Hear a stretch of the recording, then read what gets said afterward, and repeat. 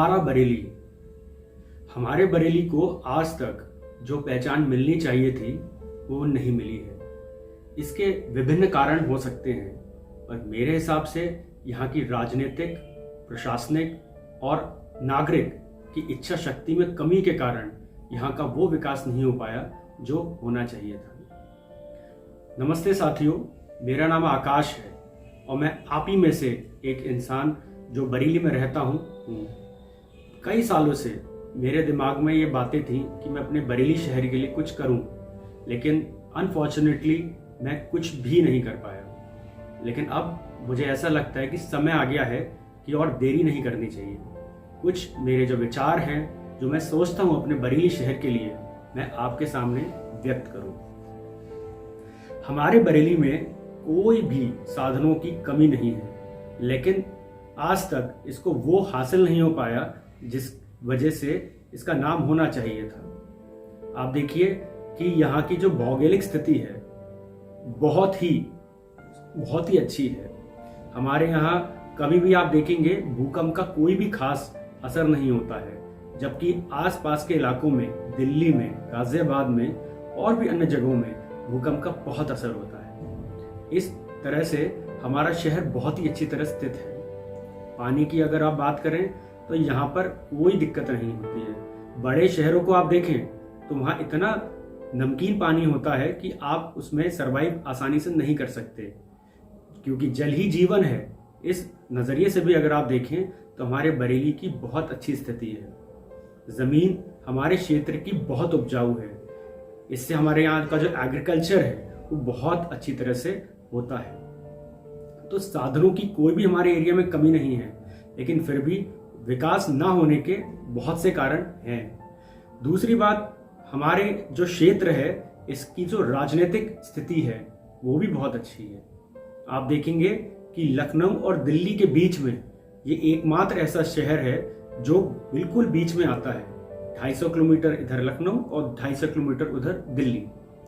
तो उस नज़रिए से जहाँ पे दिल्ली और लखनऊ और उसके एनसीआर के आसपास के इलाके इतने ज़्यादा पॉपुलेटेड हो गए हैं और बहुत ज़्यादा वहाँ पे समस्याएं शुरू हो गई हैं, तो बरेली एक ऐसा क्षेत्र है जहाँ पे बहुत ज़्यादा अपॉर्चुनिटीज़ हम देख सकते हैं। कोई भी ऐसी चीज़ नहीं है जो बरेली में नहीं हम कर सकते, पर आज तक वो चीज़ें नहीं हो पा रही हैं। इसके साथ साथ आप देखिए जो एनसीआर में बहुत जो समस्याएं आ रही हैं, जैसे ट्रैफिक की और पॉपुलेशन की, पोल्यूशन की, हमारे बरेली में वो खास समस्याएं नहीं है। एक साधारण सा शहर है, लेकिन इसमें बहुत पोटेंशियल है।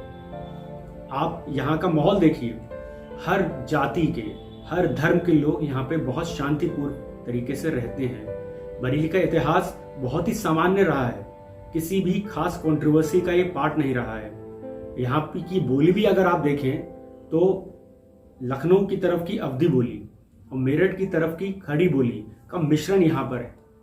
मिठास लखनऊ की और लड़कपन मेरठ का तो नहीं है, पर दोनों का मिश्रण यहाँ पाया जाता है। इस वजह से यहाँ पर हर व्यक्ति, हर वर्ग का, हर क्षेत्र का व्यक्ति यहाँ पर आसानी से रह सकता है। एक बार कोई बरेली आ जाए तो आप यकीन मानिएगा वो यहाँ से जाना नहीं चाहता है, क्योंकि उसे बहुत ही कॉर्डियल और कंफर्टेबल एनवायरनमेंट मिलता है।